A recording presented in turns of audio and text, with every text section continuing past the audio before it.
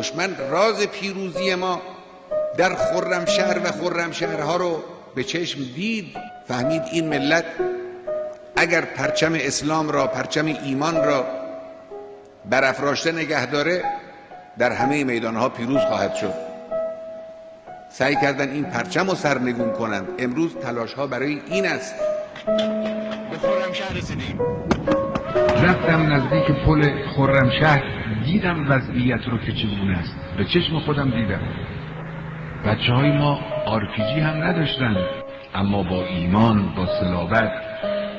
همین جوانان با دست خالی اما با دل پر از امید به ایمان به خدا.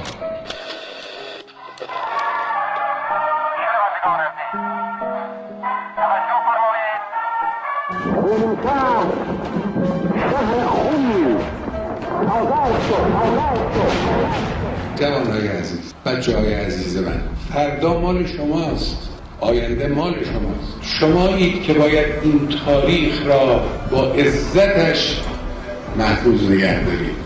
شمایید که این بار مسئولیت رو در دوش دارید. خرمشهرها در پیشه،